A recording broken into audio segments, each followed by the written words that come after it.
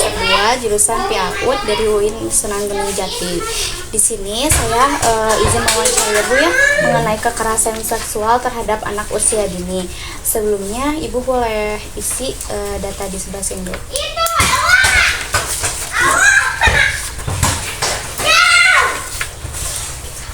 Ibu, dengan Ibu sama ya. Saya izin bertanya, apa pandangan Ibu mengenai kekerasan seksual terhadap anak usia dini? Ya, kalau mendengar, kekerasan seksual ya pasti miris ya, karena, apa namanya, di era sekarang gitu ya anak-anak, bukan hanya orang dewasa saja yang terkena ininya ya, apa, dampaknya, bahkan anak-anak kecil pun, banyak sekali korban-korban yang sudah menjadi, kekerasan seksual ya, baik itu dari orang luar ataupun dari keluarga sendiri gitu. Ya maka dari itu ya memang kita harus, sebagai orang tua harus waspada gitu. Jadi sedini mungkin harus, apa namanya, dikasih pengertian ke anak-anak gitu, dikasih pendidikan yang baik, pondasi agama yang kuat gitu ya. Jadi yang segala macam pergaulan segalanya ya. Karena itu sangat mempengaruhi ya Bu ya. Ya, Untuk selanjutnya, bagaimana peran Ibu sebagai orang tua dalam mengedukasi anak tentang kekerasan seksual? ya, kalau edukasinya paling tentang pergaulan pertama, tentang pergaulan ya, tentang, pergaulan, sesama ini ya, temennya gitu ya. Jadi, kita harus tahu anak berteman dengan siapa aja, lingkungannya seperti apa, dan membatasi tidak terlalu banyak bermain gitu. Jadi lebih banyak waktu itu anak dengan orang tua gitu. Jadi ya ke main di luar hanya ada waktu tertentu saja. Kalau saya mengizinkan anak-anak main itu kalau di hari-hari sekolah paling hanya sore sore karena sore sore pulang sekolah kan jam 11 masih ada belajar di rumah, dilanjutin karena sekolah SD-nya cuma sampai jam 11 ada yang jam 10 di rumah lanjut belajar, terus siang wajib tidur siang, nah sore itu baru boleh main. Jadi nggak sembarang tiap hari main, walaupun tahu teman-temannya siapa tapi gitu kan, nggak, apa namanya, nggak membiarkan apalagi sampai malam-malam kalau malam-malam itu dilarang banget keluar. Karena kita nggak tahu anak-anak tuh kan kadang main kemana kan nggak tahu main kemana ternyata, apa namanya, ada orang lain kan kadang-kadang main ke sana juga kita kan nggak tahu ke oren misalnya ke situ. Kita nggak tahu anak-anak bertemu dengan siapa, pernah juga cerita kan anak-anak teh, ada orang tua lewat cenah, ngobrol bahasa kasar gitu kan, ada yang apa kan ya, bahasa jorok gitu ya, yang itu tentang kemaluan, nah kayak gitu di sana. Kan kita nggak tahu, makanya saya hanya membatasi waktu bermain cuma sebentar ya, Di waktu sore aja ya. di waktu sore aja. Baik. Menurut Ibu, gimana sekolah itu mengedukasi anak-anak tentang kekerasan seksual? Maksudnya seharusnya sekolah tuh Iya, sekolah, peran sekolah menurut Ibu sebaiknya bagaimana gitu cara mengedukasi anak untuk kekerasan seksual ini gitu?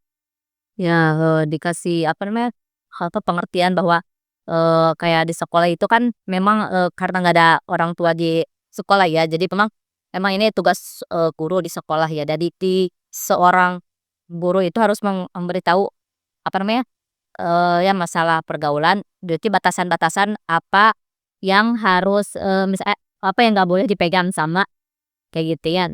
Nah kalau saya sendiri ya, apa namanya, sangat, menekankan sekali bahwa aurat gitu nggak boleh terlihat gitu ya, termasuk kemaluan kayak gitu.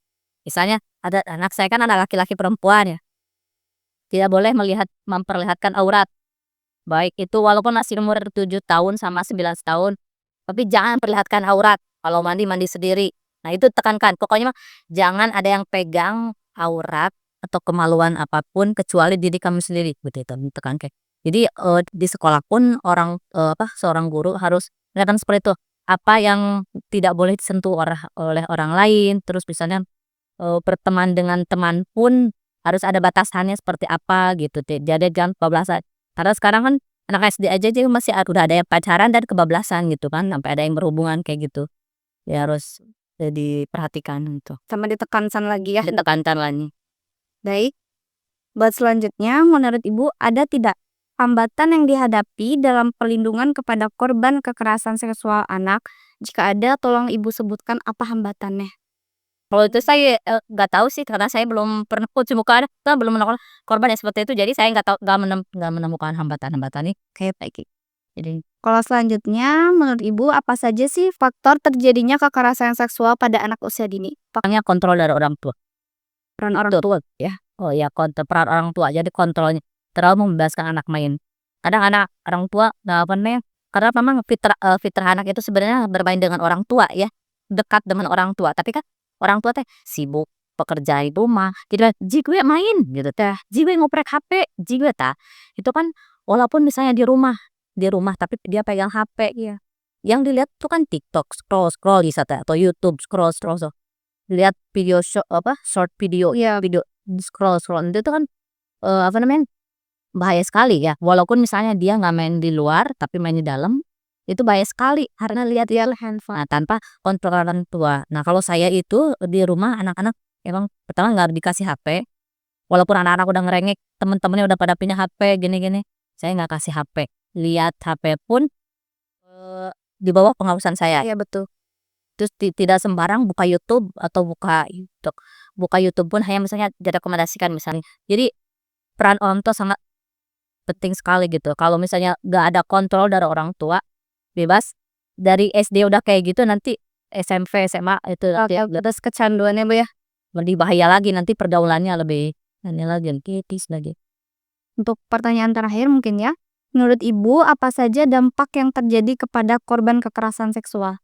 Ya pasti mungkin trauma ya gitu. Adanya trauma, terhadap anak, terus mungkin ya dia merasa tidak percaya diri mungkin ya karena, ini terus dengan dapatkan kekerasan seksual misalnya, bisa saja misalnya yang mendapatkan kekerasan seksual itu laki-laki ya, iya bisa saja dia akan menularkan balik ke orang-orang sekitar. Sekitarnya. Iya, seorang anak laki-laki disodomi bisa aja gitu ya, nanti dia akan menularkan ke temennya atau ke siapa berarti walaupun masih kecil tapi di umurnya dia udah pernah seperti itu, jadi dia akan seperti itu dan mungkin dia akan mencari-cari di, internet gitu ya, proses yang seperti itu jadi akan timbul apa, ketagihan walaupun trauma tapi nanti ada keinginan untuk melanjutkan ke orang lain Iya gitu. betul.